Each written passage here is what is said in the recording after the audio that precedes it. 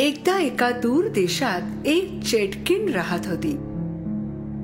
तिच्या दुःखाचं कारण होतं की तिला मूल होऊ शकत नव्हतं. जर तिला मूल झालं असतं तर ती त्याला तिची सगळी गुपिते आणि शक्ती देऊ शकणार होती.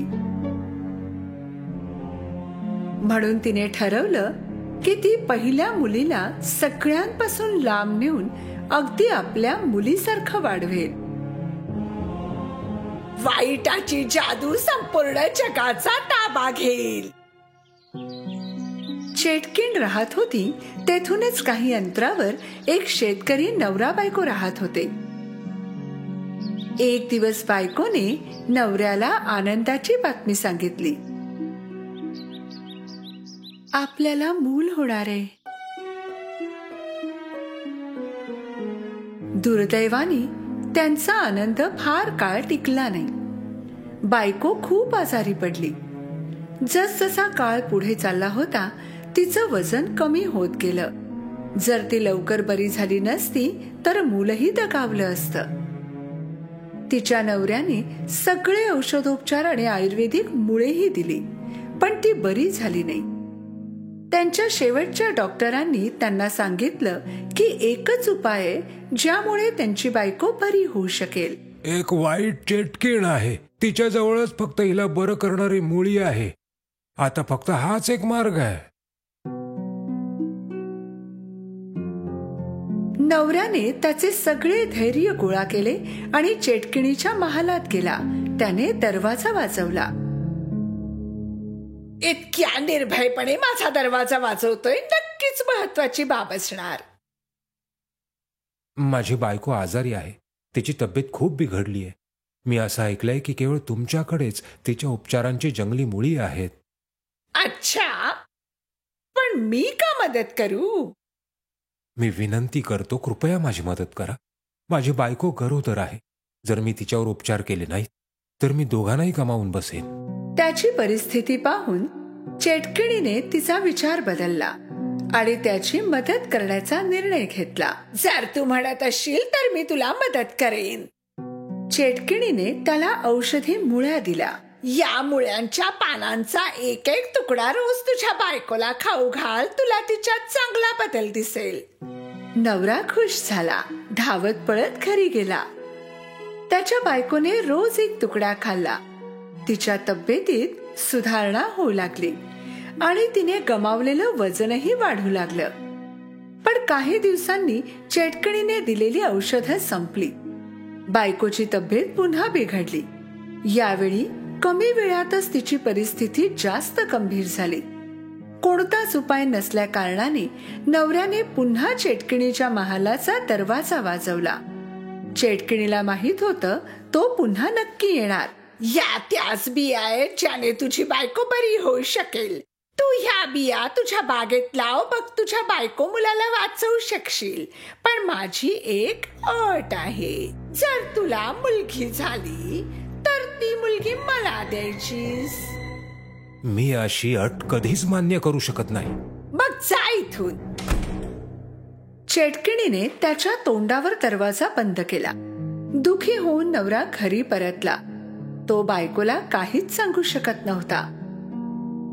जसजसे दिवस चालले होते बायकोची तब्येत बिघडत गेली. आता मुलालाही धोका वाढला. नवऱ्याची झोप उडाली होती. जर त्याने चेटकिणीची अट मान्य केली नसती तर तो बायको मुलाला गमावून बसला असता. पण त्याने अट मान्य केली आणि जर त्याला मुलगा झाला असता तर त्याची बायको आणि मुलगा दोघेही वाचले असते.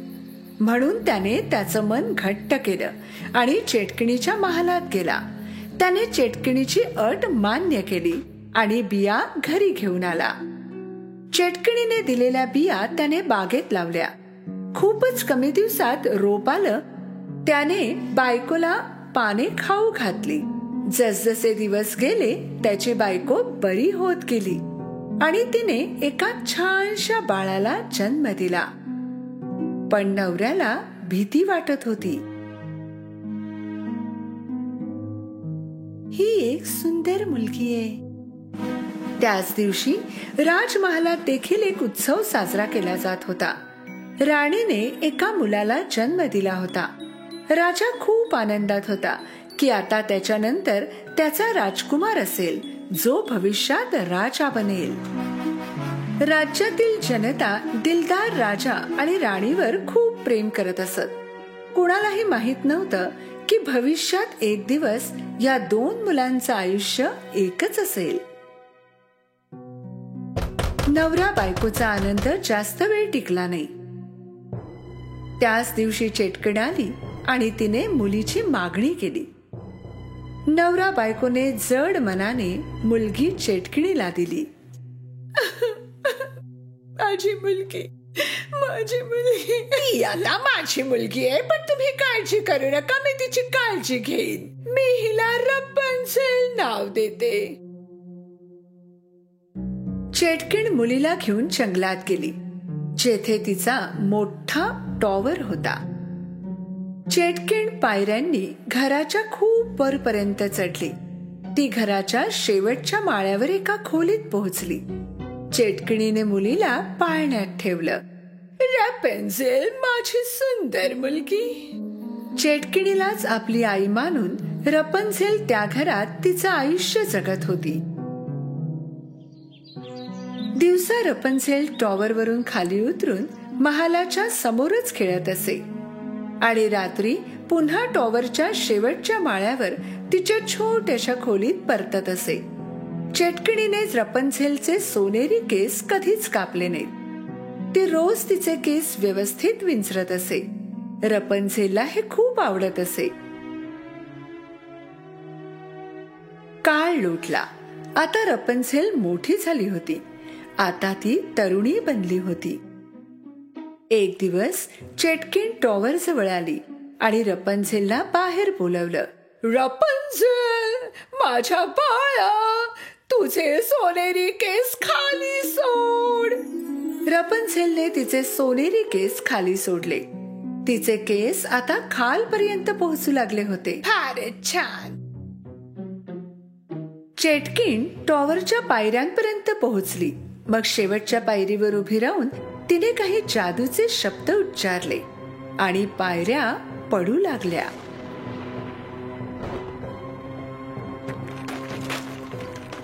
जगातले कोणतेही शब्द या पायऱ्या पुन्हा आणू शकत नाही.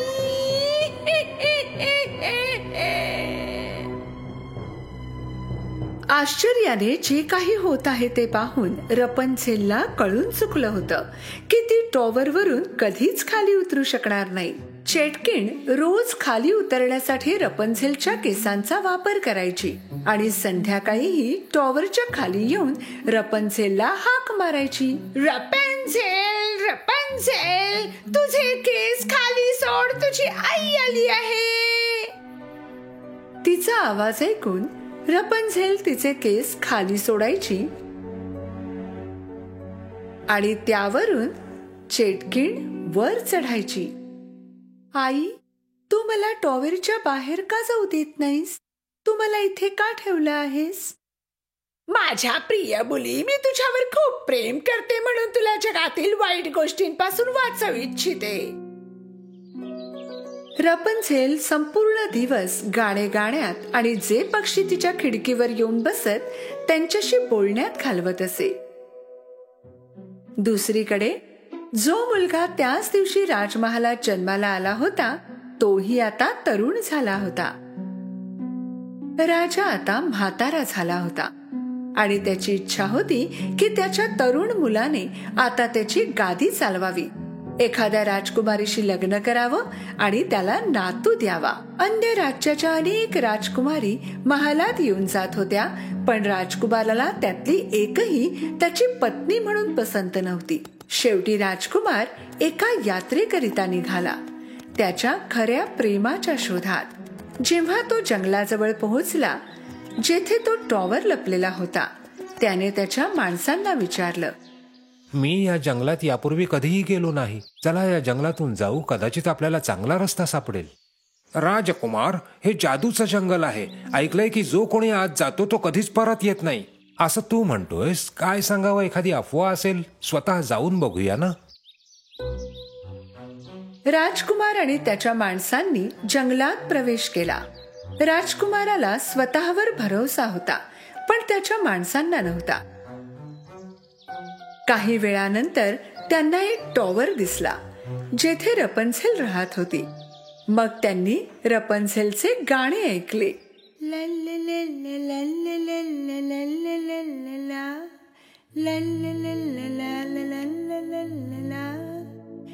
किती गोड आवाज आहे. टॉवरच्या जवळ जाऊन राजकुमाराने तिचे गाणे ऐकले आणि काही वेळ तिचे सौंदर्य निरखत राहिला.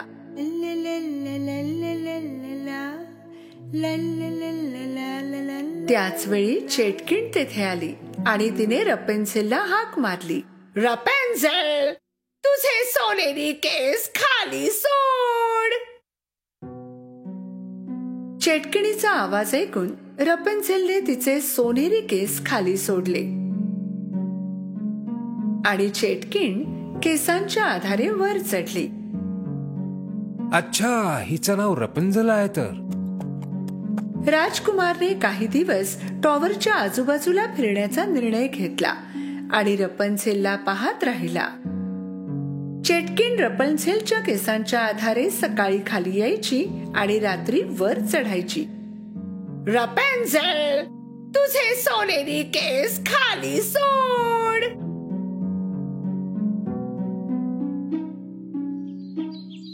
शेवटी एक दिवस राजकुमाराने सर्व हिम्मत गोळा केली आणि जेव्हा चेटकिन तेथे नव्हती तेव्हा टॉवरच्या जवळ गेला आणि हाक मारली. रपन्झेल, रपन्झेल. रपन्झेलने पहिल्यांदा तिच्या आईशिवाय कुणाचा तरी आवाज ऐकला होता. आधी तिला संकोच वाटत होता, पण नंतर ती उत्सुक होती हे पाहण्यासाठी की कोण असू शकतं. म्हणून तिने खिडकीतून खाली पाहिलं. तिने पाहिलं की एक तरुण खालून तिच्याकडे पाहत होता. तू कोण आहेस आणि तुला माझं नाव कसं माहित आहे? मी या राज्याचा राजकुमार आहे. मी तुझा अद्भुत आवाज ऐकला आणि मला तुला भेटायचं आहे. मला अनोळखी लोकांशी बोलण्याची परवानगी नाही. कृपया निघून जा. तुला माझ्यापासून काही धोका नाही. मी वचन देतो. कृपया खाली ये, म्हणजे आपल्याला बोलता येईल. मी नाही येऊ शकत. इथे पायऱ्या नाहीत. त्याच वेळी रपन्झेलने आईला येताना पाहिलं. लवकर येथून निघून जा. आईने तुला पाहायला नको. राजकुमार लगेच झाडाच्या मागे लपला. टॉवरच्या जवळ जाताच चेटकिणीने हाक मारली आणि रपन्झेलच्या केसांवरून वर चढली.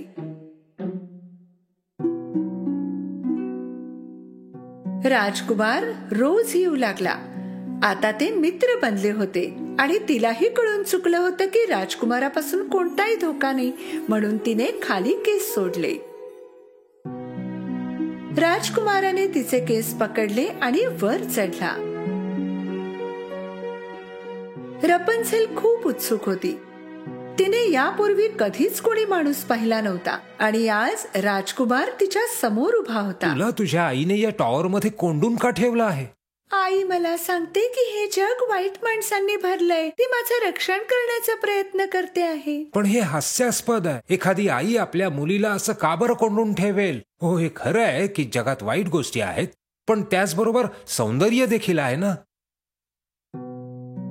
रपन्झेल हे पाहण्यासाठी खूप उत्सुक होती की राजकुमार जे सांगतो ते सत्य आहे का, आणि तिलाही बाहेरचं जग पाहायचं होतं. शेवटी त्यांनी मन घट्ट केलं आणि दोघांनी पळून जाण्याचा निर्णय घेतला. त्या रात्री जेव्हा चेटकिन टॉवरवर पोहोचली, तिने रपन्झेलचे केस खाली सोडलेले पाहिले. रपन्झेलने मला येताना पाहिलं असणार म्हणून केस खाली सोडलेत.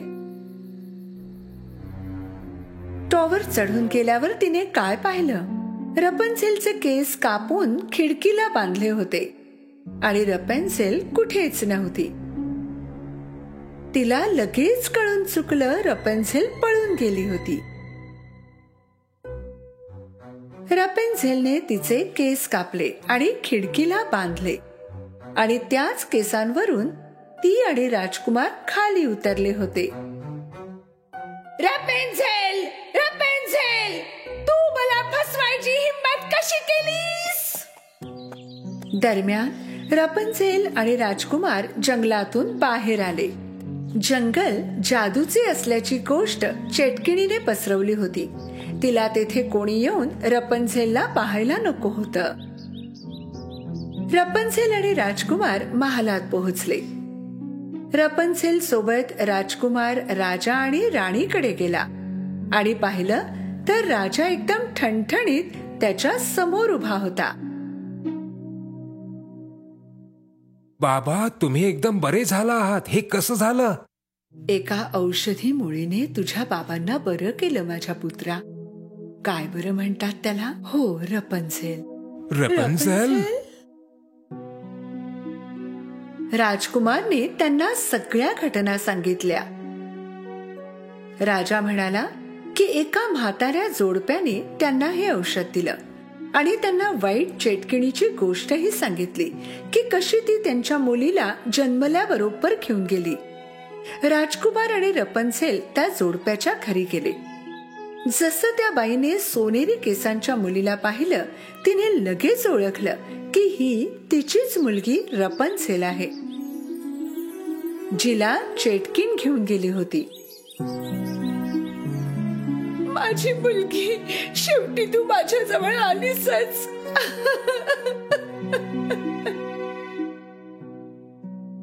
सुरुवातीपासून संपूर्ण गोष्ट ऐकल्यानंतर रपन्झेलने तिच्या माता पित्यांचा स्वीकार केला.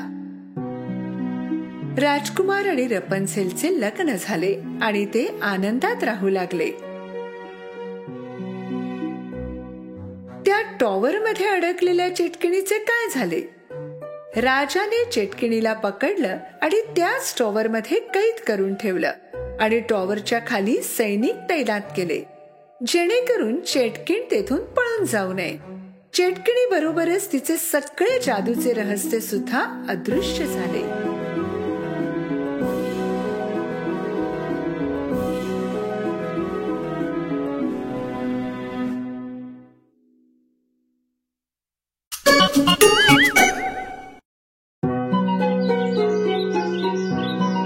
एका जंगलात एक कुरूप उंदीर राहत होता.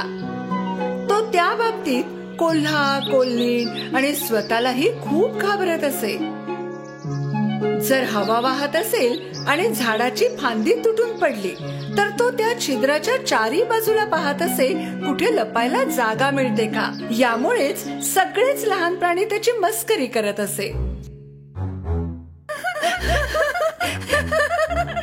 तो किती घाबरला आहे. तू हवेला सुद्धा घाबरतोस. तू खूप घाबरलेला आहेस. तू खूप घाबरलेला आहेस. तू घाबरलेला आहेस. एक दिवस उंदीर चांगला सराव करून जंगलाचा राजा सिंह याला भेटायला गेला. सिंहाने नुकतंच जेवण केलं होतं आणि तो त्याच्या गुहेसमोर एक डुलकी काढत होता. उंदराने काय योजना बनवली असेल हे जाणून घेण्यासाठी त्याचे मित्र खूप उत्सुक होते. उंदराने सिंहाच्या शेपटीवर चढायला सुरुवात केली. तो सिंहाच्या पाठीवरही चढला. आपल्या चेहऱ्यावर आत्मविश्वास ठेवून त्याने आपल्या मित्रांना एक पोजही दिली. खरं तर तो खूप घाबरला होता, पण तो तसं दाखवत नव्हता. त्याच वेळी सिंहाला जाग आली आणि जशी त्याने त्याची फर हलवली, उंदीर खाली पडला. उंदीर आणि सिंह दोघांची नजरानजर झाली. बाकीचे प्राणी काळजीत होते.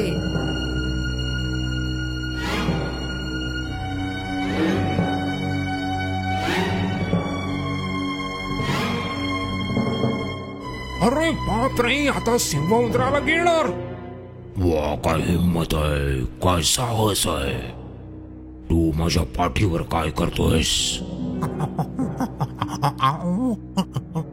जंगलचे राजे, कृपया मला खाऊ नका.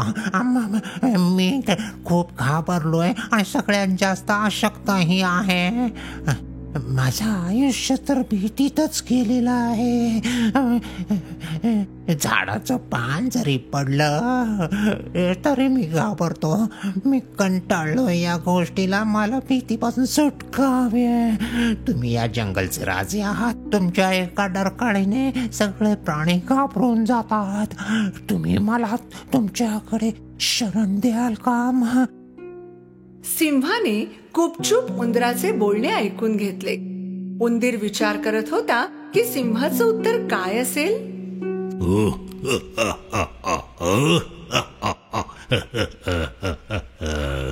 मी तुला का बरं मदत करावी? मला फक्त एक कारण सांग. मी तुला का खाऊ नये? तुमची मदत तुम्हाला परत मिळेल, मी वचन देतो. कदाचित एक दिवस माझी तुम्हाला मदत लागेल. उंदराचे बोलणे पूर्ण झाल्याबरोबर सिंहाने अशी काही गर्जना केली.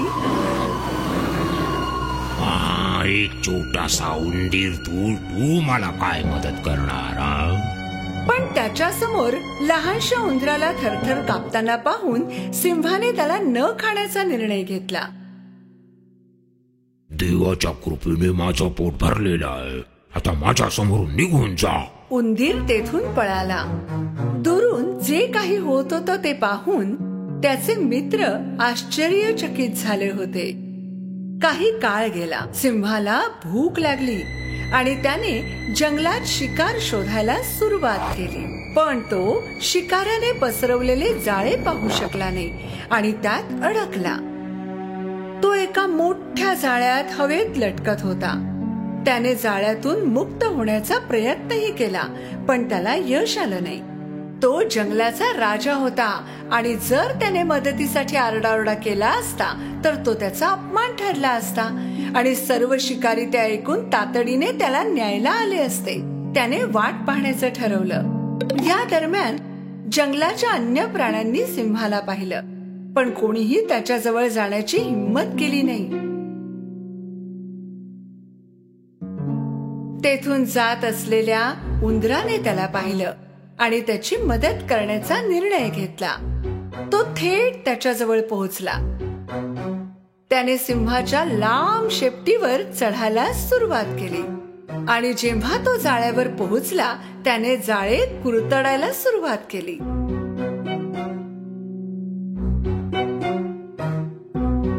त्याचवेळी बनी सुद्धा तेथे येऊन पोहोचला. अरे मित्रा, जरा लवकर, शिकारी येत आहेत. अन्य प्राणी जे चहूबाजूला जमा झाले होते अचानक शिकारी शब्द ऐकून तेथून पळू लागले. पण उंदीर एकाग्रतेने जाळे कुरतडतच राहिला. शेवटी जाळं तुटलं आणि सिंह खाली पडला. चल, माझ्या पाठीवर उडी मार. आपण इथून निघून जाऊ. उंदराने सिंहाच्या पाठीवर उडी मारली आणि ते तेथून निघून गेले. धपापत्या श्वासाने दोघेही गुहेत पोहोचले. सिंहाने गुडघे खाली टेकले आणि उंदराने उडी मारली. जेव्हा तू मला म्हणालास की एक दिवस तू माझी मदत करशील, तेव्हा मी तुझ्यावर विश्वास ठेवला नाही. मला वाटलं तू एक छोटासा उंदीरच ज्याचा काही उपयोग नाहीये. पण तू आज माझे प्राण वाचवलेस. धन्यवाद.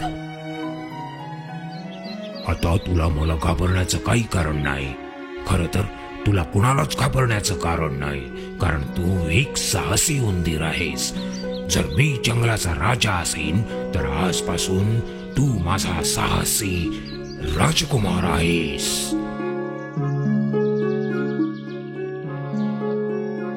सिंह आणि उंदराने हसायला सुरुवात केली.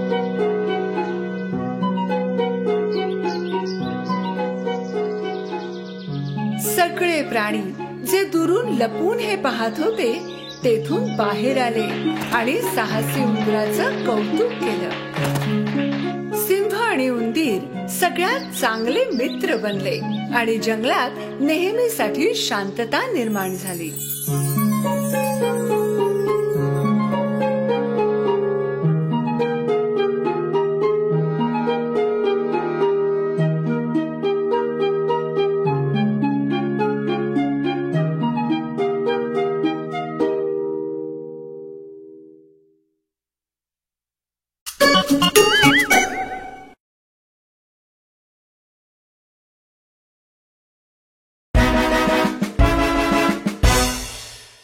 एकेकाळची गोष्ट आहे. एक राजा आपल्या 12 मुलींसोबत राहत होता. त्या 12 राजकन्या एका मोठ्या घरात एकत्र राहत होते.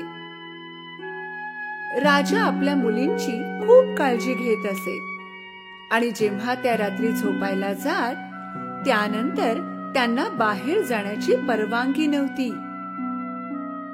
पण जेव्हा त्या मुली सकाळी उठत, तेव्हा काहीतरी विचित्र होत असे. त्या राजकन्यांच्या चपला जणू कोणीतरी रात्रभर नाचून वापरून ठेवलेल्या वाटत असे. त्या राजाला दररोज आपल्या मुलींसाठी नवीन चपला विकत घेऊन याव्या लागत आणि दुसऱ्याच दिवशी त्या चपला वापरलेल्या असायच्या. राजा किंवा त्यांचे शिपाई कोणालाही या प्रकरणाचा ठाम पत्ता लागत नव्हता. हे कसं शक्य आहे? कशा ह्या चपलांच्या जोड्या एकाच रात्रीमध्ये एवढ्या जुन्या दिसायला लागल्या? महाराज, आम्हालाही काही समजत नाहीये. राजाने एक घोषणा केली.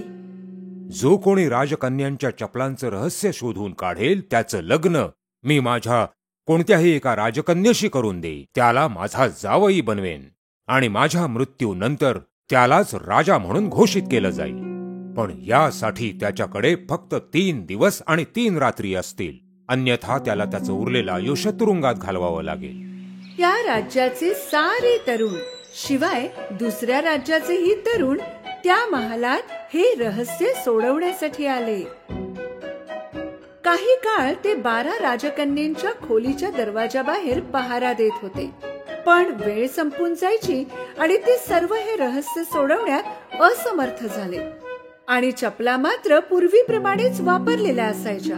शेवटी एक सज्जन माणूस हे काम करण्यास तयार झाला आणि तो महालाकडे जाण्यास निघाला. रस्त्यात त्याला एक म्हातारी आजी भेटली. ती फार गरीब दिसत होती. माझ्या बाळा, मी फार उपाशी आहे. तू मला खाण्यासाठी एखादा पावाचा तुकडा देऊ शकशील?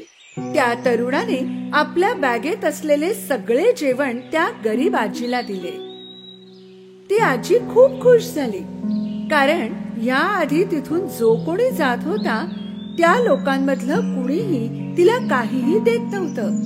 त्या आजीबाईला वाटलं की हा तरुण बाकी लोकांपेक्षा वेगळा आहे, म्हणून तिने त्याला बदल्यात एक जादूची शॉल दिली. ही जादूची शॉल घे. तू जेव्हा हिला पांघरशील, अदृश्य होऊन जाशील. जेव्हा रात्रीचे 12 वाजतील, तेव्हा तू ही शाल पांघरून गायब हो आणि अशा प्रकारे तू त्या चपलांचे रहस्य उघडकीस आणण्यास यशस्वी होशील. पण एक गोष्ट लक्षात ठेव, त्या राजकन्या तुला पिण्यासाठी काही देतील ते तू पिऊ नकोस. तो तरुण ती शॉल घेऊन पुढे निघाला आणि महालाजवळ पोहोचला. त्याने शिपायांना सांगितले की तो चपलांचे रहस्य शोधण्यासाठी आलाय. पहिल्या दिवशी तो तरुण त्या राजकन्येच्या खोलीच्या दरवाजाबाहेर पहारा देत होता. तेव्हा सर्वात मोठी राजकन्या त्याच्याजवळ आली. तुम्हाला तहान लागली असेल ना? आम्ही हे लिंबू सरबत तुमच्यासाठी बनवले, याचा स्वीकार करा. तो तरुण त्या आजीची चेतावणी विसरला आणि त्याने ते सरबत पिऊन टाकले. सरबत पिताच त्याला गाढ झोप लागली. संपूर्ण रात्र तो एका खोलीत घोरत होता, जी खोली राजकन्येने त्याच्यासाठी तयार केली होती.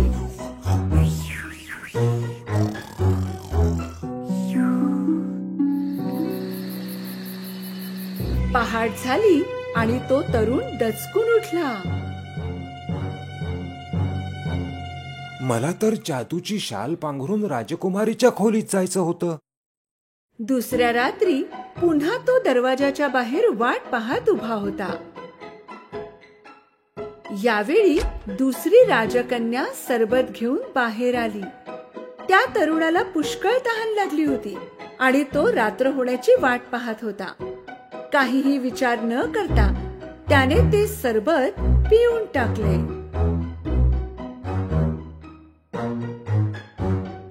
आणि पुन्हा एकदा तो गाढ झोपी गेला. सकाळी उठल्यावर त्याला आजीबाईची गोष्ट आठवली. पण एक गोष्ट लक्षात ठेव, त्या राजकन्या तुला पिण्यासाठी काही देतील ते तू पिऊ नकोस. नक्कीच राजकुमारीने सरबतामध्ये झोपेचं औषध टाकलं असणार. त्याच क्षणी महाराज तिथे पोहोचले. 2 दिवस उलटून गेले तरी तू अजून रहस्य शोधलं नाही. जर आज रात्रीपर्यंत तू ते शोधू शकला नाहीस तर तुझं उरलेलं आयुष्य तू तुरुंगात घालव.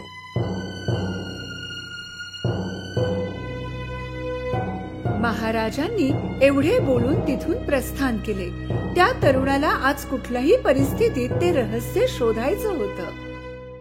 त्या रात्री शेवटच्या वेळी तो तरुण त्या राजकन्येच्या खोलीबाहेर पहारा देत होता. त्यावेळी सर्वात धाकटी राजकुमारी संत्र्याचे सरबत घेऊन बाहेर आली. पण यावेळी तरुण फारच सतर्क होता. जशी ती राजकुमारी आत गेली त्या तरुणाने पूर्ण सरबत एका कुंडीत फेकून दिले. मध्यरात्र झाली. त्या तरुणाने जादूची शाल पांघरली आणि तो गायब झाला. त्याने हळूच दार उघडले आणि आज जे पाहिले ते पाहून तो आश्चर्यचकित झाला. सर्व राजकन्यांनी सुंदर सुंदर गाऊन घातले होते. त्या अतिशय सुंदर नटल्या होत्या. चला जरा पाहून येऊ तो तरुण झोपला की नाही. एका राजकन्येने दरवाजा उघडून बाहेर पाहिले आणि दुसरीने भिंतीला कान लावून ऐकण्याचे प्रयत्न केले. तितक्यात तरुणाच्या लक्षात आले की त्याला घोरण्याचे आवाज काढायला हवे.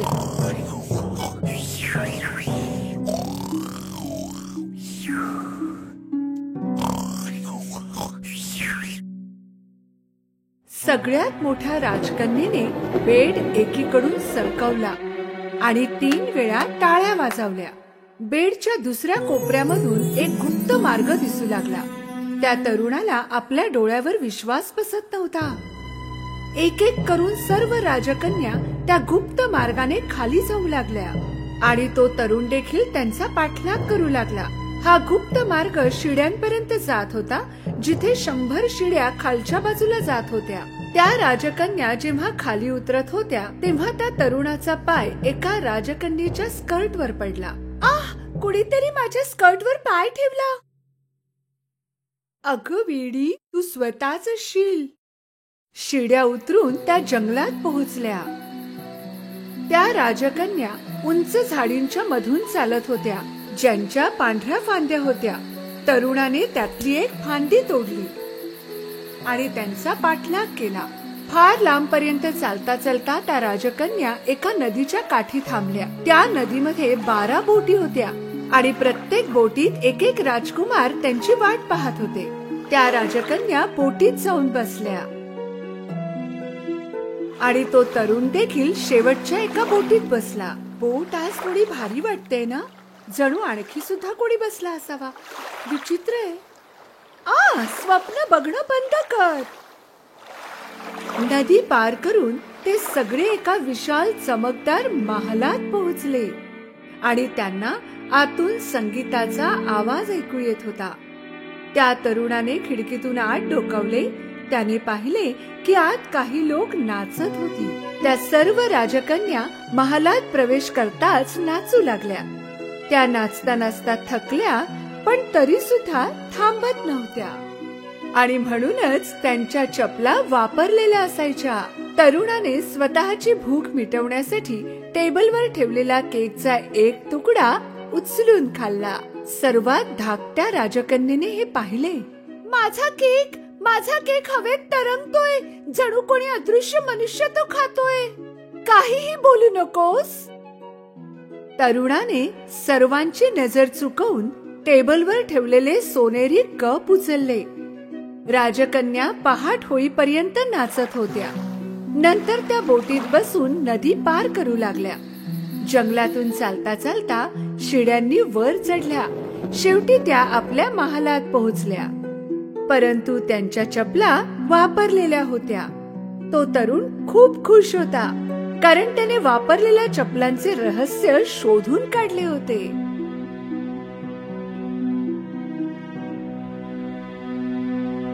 काही वेळानंतर महाराज त्या तरुणाकडे जाऊन उभे राहिले. तुला दिलेली वेळ संपलीये. तू चपलांचं रहस्य शोधू शकलायस का? होय महाराज, मी शोधलंय. आणि मग तरुणाने राजाला संपूर्ण हकीकत सांगितली. राजाला आधी त्याच्या बोलण्यावर विश्वास नाही बसला, पण जेव्हा तरुणाने राजाला पांढरी फांदी आणि सोनेरी कप दाखवला तेव्हा त्यांची खात्री पटली. आणि मग राजाने आपले वचन पूर्ण करण्यासाठी तरुणाला स्वतःच्या पसंतीची राजकन्या निवडण्याची परवानगी दिली. तरुणाने सर्वात धाकट्या राजकन्येशी विवाह करण्याची इच्छा प्रकट केली. त्या 12 राजकन्या थोड्या दुखी होत्या, कारण त्यांचे रहस्य आता सगळ्यांना कळले होते. पण तो तरुण आणि छोटी राजकन्या विवाहबद्ध होऊन आनंदाने आपले जीवन व्यतीत करू लागले.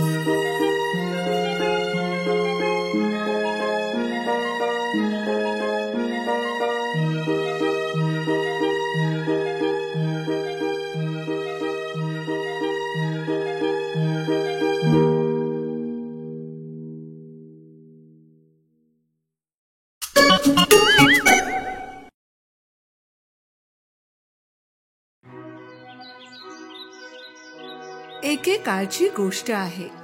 जंगलात एका लहानशा घरात आई बकरी आणि तिची आवडती पिल्ले मजेत राहत होते. लहान बकऱ्या खूप गोड दिसायच्या, अगदी खेळण्यातल्या सारख्या. सगळ्या आईसारखंच आई बकरीचं सुद्धा तिच्या पिल्लांवर खूप प्रेम होतं. ती सगळ्या जंगली प्राण्यांपासून त्यांचं रक्षण करत असे. एक दिवस जेवण शोधण्यासाठी बाहेर पडण्यापूर्वी तिने तिच्या पिल्लांना जवळ बोलावलं आणि म्हणाली, माझ्या बाळांनो, मी जंगलात जात आहे. कुणासाठीही दरवाजा उघडू नका. जर कोल्हा घरात आला तर तो आपल्या सगळ्यांना खाऊन टाकेल. तो वेषांतर करून तुम्हाला फसवू पाहिल. मग आम्ही त्याला ओळखायचं कसं? कोल्ह्याचा आवाज खूप घोगरा आहे आणि माझा आवाज गोड आहे, म्हणून जर घोगरा आणि जाडा आवाज आला तर समजा की तोच आहे. आई बकरीला काहीतरी आठवलं आणि ती वळून म्हणाली, आणखी एक गोष्ट, कोल्ह्याचे पाय काळे आहेत आणि माझे पांढरे, म्हणजे पाय पाहून सुद्धा ओळखू शकाल. काळजी करू नकोस आई, आम्ही सांभाळून घेऊ. आई, वी लव्ह यू. आई बकरीने तिच्या सगळ्या पिल्लांचं एक एक करून चुंबन घेतलं आणि मग जंगलाकडे निघाली. कोल्हा सगळं पाहत होता दुरून. आई बकरी गेल्यावर तो आणखी थोडा वेळ थांबला आणि मग तो त्यांच्या घरी पोहोचला. दरवाजावर टकटक करू लागला.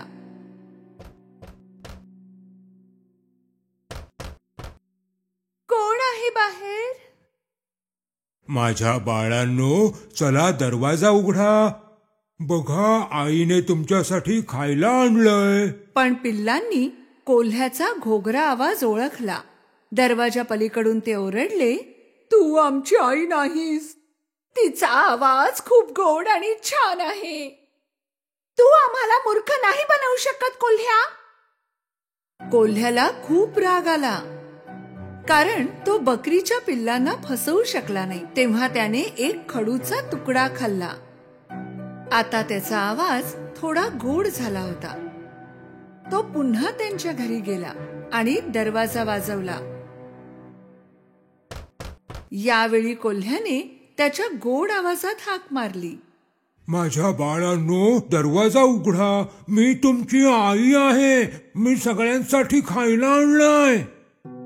यावेळी गोड आवाज ऐकून पिल्लांना वाटलं की हा त्यांच्या आईचाच आवाज आहे. दरवाजा उघडणार इतक्यात त्यांच्यापैकी एक ओरडला, आधी दरवाजाच्या खालून पाय पाहूया. जेव्हा त्यांनी पाहिलं तेव्हा कोल्ह्याचे काळे पाय दिसले. सगळे ओरडले, आम्ही दरवाजा उघडणार नाही. आईचे पाय तर काळे नाहीत, तिचे पाय गोरे आहेत. तू कोल्हा आहेस. आपला राग गिळून कोल्हा तेथून निघाला. आता तो एका बेकरीत गेला. बेकरीवाला कोल्ह्याला पाहून चकित झाला. मी आता शाकाहारी बनलो आहे. आता मी पेस्ट्री खाणार आहे. थोडंसं पीठ द्याल का? कोल्हा बेकरीतून पीठ घेऊन निघाला. घराच्या जवळ त्याने पीठ त्याच्या पायांवर लावलं. आता त्याचे पाय पांढरे झाले होते आता तिसऱ्यांदा चतुर कोल्ह्याने दरवाजा वाजवला. माझ्या बाळांनो, दरवाजा उघडा. मी तुमची आई आहे. मी सगळ्यांसाठी खायला आणलंय. तुझे पाय दाखव, म्हणजे आम्हाला कळेल की तू आईच आहेस. कोल्ह्याने त्यांना त्याचे पिठाने भरलेले पाय दाखवले. जेव्हा पिल्लाने पांढरे पाय पाहिले तेव्हा त्यांना वाटले की त्यांची आई आहे आणि दरवाजा उघडला. मग काय, त्यांच्या समोर कोल्हा होता. पिल्ले घाबरली, घाबरून ओरडू लागले. पळून कुठे पळणार?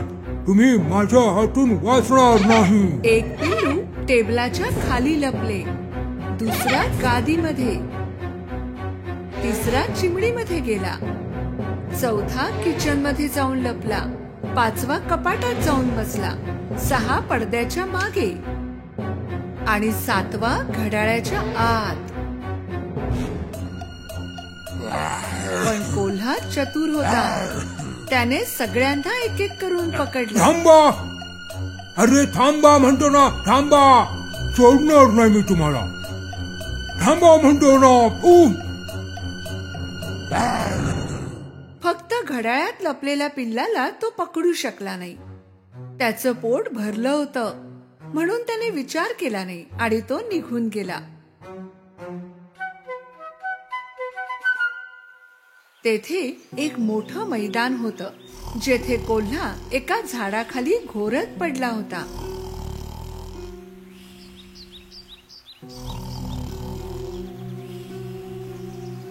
थोड्या वेळाने आई बकरी घरी पोहोचली. दरवाजा उघडा पाहून ती समजली की काहीतरी झालं आहे आणि ती ओरडू लागली.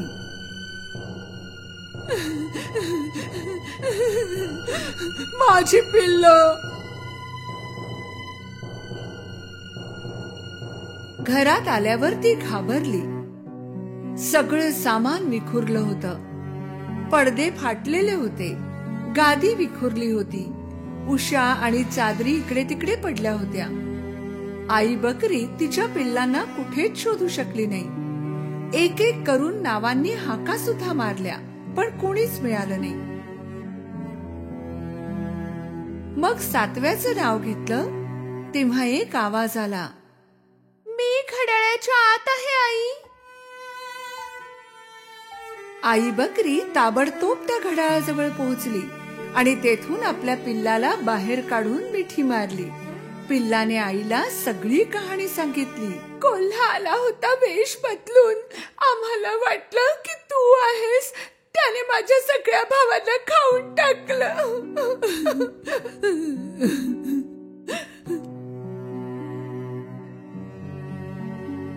आई बकरीला खूप वाईट वाटलं.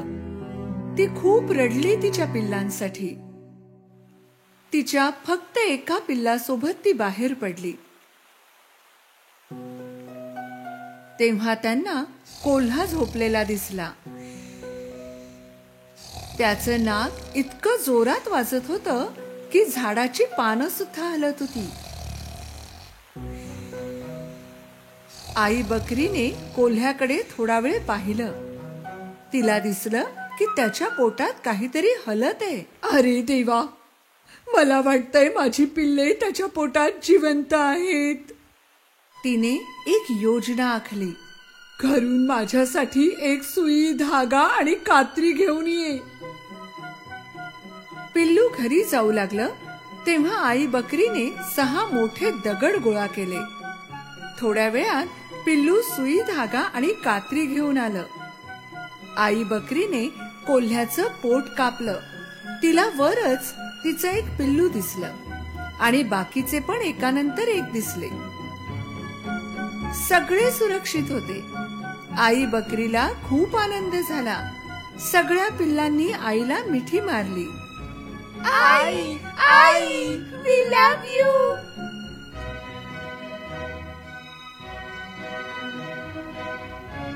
सगळेच खूप खुश होते. माझ्या बाळांनो, तुम्ही सगळे सुरक्षित आहात. आई बकरीने कोल्ह्याच्या पोटात सगळे दगड टाकले. मग त्यांनी त्याचं पोट सुई धाग्याने शिवून टाकलं. कोल्हा एवढा गाढ झोपला होता की त्याला काहीच कळलं नाही.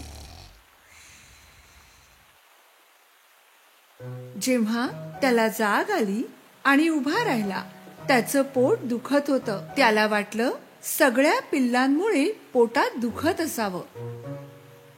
त्याला खूप तहान लागली. तो नदीकडे गेला पाणी प्यायला. चालताना पोटात दगड एकमेकांवर आपटायला लागले. पोट एवढं जड आणि गच्च वाटतंय की जणू काही मी दगडच खाल्ले असावेत. तो पाणी प्यायला वाकला. दगडांच्या वजनाने तो नदीतच पडला. ओ, वाचवा, कोणीतरी वाचवा, मी बुडतोय, वाचवा, वाचवा, कोणीतरी वाचवा, अरे तो वाचवा. खूप ओरडला, पण कोणी आलं नाही. दगडांच्या वजनाने तो पाण्यात खोलवर गेला. आई बकरी आणि तिच्या पिल्लांनी जेव्हा हे पाहिलं, ते नदीकडे आले.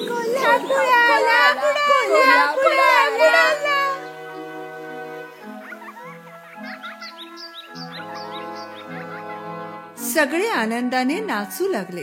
त्या दिवसापासून आई बकरी आणि तिच्या 7ही पिल्लांना शांत आणि आनंदी जीवन मिळाले.